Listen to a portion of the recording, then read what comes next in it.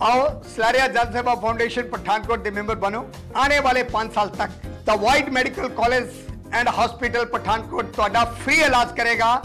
कोई 1 रुपया नहीं लगेगा। इलाज हार्ट दा होए, किडनी दा होए, कोई बड़ी बीमारी होए, सारा फ्री होएगा। भारत में रहने वाले हिंदुओं के लिए गायें एक पवित्र जीव है। इसे भारत में मां का दर्जा प्राप्त है।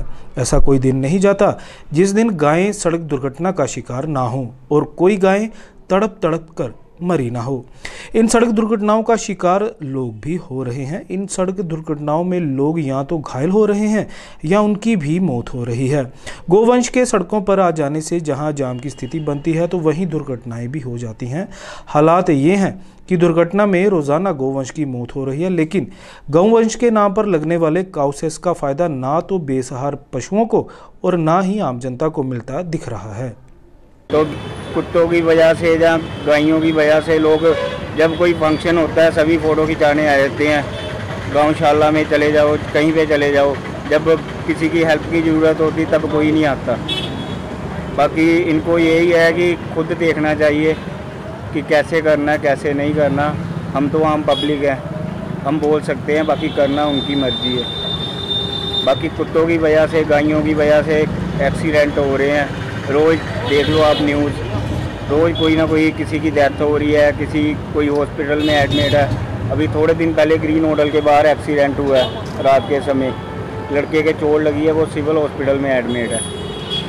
इनके बारे में सरकार को देखना चाहिए। फालतू प्रॉपर्टी पड़ी हुई सरकार की, अगर सरकार चाहे कहीं पे भी ये बना सकते हैं जानवरों के लिए।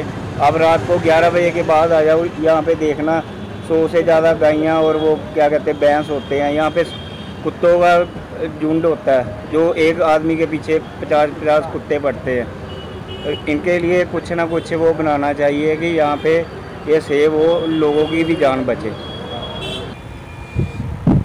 जैसे कि आप देख रहे हो कि हर चौराहे पे, हर गली में, हर मोहल्ले में पता नहीं कितनी गायें हैं जो घूम रही हैं। सुबह से लेकर शाम तक घूमती हैं और शाम को वापस डेयरी वगैरह कहीं पे भी चले जाती हैं।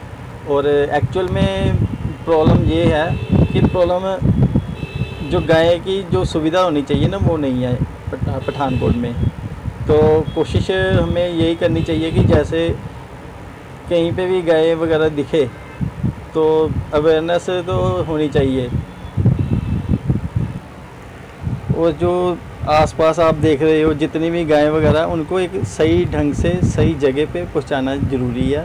तो जैसे कि आपको पता ही है, कहीं पे एक्सीडेंट हो गया, कोई कुछ हो गया, कोई कुछ हो गया, बस एक ही तरीका है उनको बचाने का।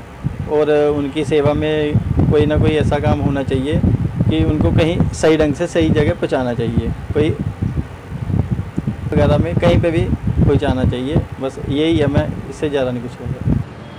जो लोग अपने घर में गायें या किसी भी पशु को रखते हैं तो ये पहली तो रिस्पॉन्सिबिलिटी उनकी बनती है कि जब तक वो दूध दे रहा है उनको तभी तक उनकी केयर ना करें, उनका रेगुलर केयर करें। और जब वो दूध देने के लायक नहीं बचता तभी उसकी तरफ पूरा ध्यान दें। उनको गलियों में, सड़कों में ऐसे खुले में ना छोड़ें कि उनका कोई एक्सीडेंट हो जाए और बाहर लोग ही उनका ध्यान रखें। गलती इसमें तो गलती तो वैसे पहली गलती तो उस मालिक की आती है जिसका वो गायें है या जो भी पशु है, उसको पहले ये ध्यान रखना चाहिए कि कोई भी ऐसी चीज़ ना हो जिसके कारण गाय को कोई भी परेशानी हो। बाकी इसमें जो गौशाला है, अगर कोई ऐसा पशु है जिसका कोई ध्यान नहीं रख रहा तो गौशाला को उसको अपने अंडर लेना चाहिए।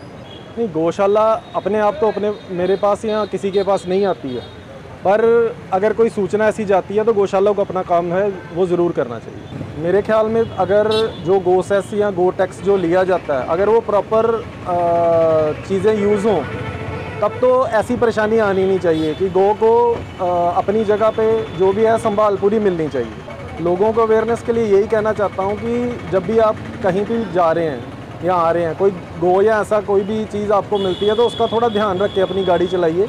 और जो गौशाला या सरकार या प्रशासन जो भी इस चीज़ की देखरेख करते हैं उनको पूरा ध्यान रखना चाहिए कि सही समय पे सारे काम जो है वो हो जाने चाहिए। जैसे हिमाचल में जो हमने देखा है कि गाय के कान के ऊपर एक जैसे आधार कार्ड होता है वैसे ही एक टैग लगा होता है। तो उससे मालिक की पहचान हो जाती है कि ये मालिक जो है इस गाय का ये मालिक है। पंजाब में अगर इसी तर्ज के ऊपर गाय के ऊपर कोई टैग या वो लगाया जाता है तो उससे बहुत फाइंड करना आसान हो जाएगा कि ये गाय किसकी है। और ये सारी चीज़ें सही तरीके से प्रशासन जो है वो करता है, क्योंकि उसके लिए बहुत लंबे स्तर पे काम करना पड़ेगा। घर घर जाके या गौशाला में जा कर के सारी चीज़ों को चेक करना पड़ेगा कि उसकी टैगिंग जो है प्रॉपर हुई हो, ताकि जब भी कोई ऐसी दुर्घटना होती है तो पहले उस जिम्मेवार व्यक्ति को पकड़ा जाए जिसका वो पशु है। उसके बाद जो है गौशाला यहाँ जो प्रशासन है उसके ऊपर क्वेश्चन मार्क भी आना चाहिए। इसके लिए क्या सजा होनी चाहिए? सज़ा तो देखिए, इसमें सज़ा तो मैं नहीं कह सकता कि क्या होनी चाहिए, परंतु इसका जो ध्यान है वो प्रशासन को ज़रूर रखना चाहिए कि ऐसा कोई भी जो एक्सीडेंट है वो ना हो। अगर हम गौ को अपनी माता समझते हैं तो उस तरीके से हमें सोचना भी पड़ेगा कि उसका ध्यान कैसे रखना है या संभाल कैसे करना है। ऐसा होना चाहिए कि अगर किसी गौ माता का कोई एक्सीडेंट हो जाता है तो उसके लिए कुछ ऐसा नंबर जारी करना चाहिए जिस पे इमीडिएटली कॉल करके उनके लिए मदद जो है वो इमीडिएटली बुलाई जा सके। और अगर ऐसा कोई भी व्यक्ति जो अपने पशु को ऐसे छोड़ता है उसके ऊपर जो है सख्त से सख्त कार्रवाई होनी चाहिए।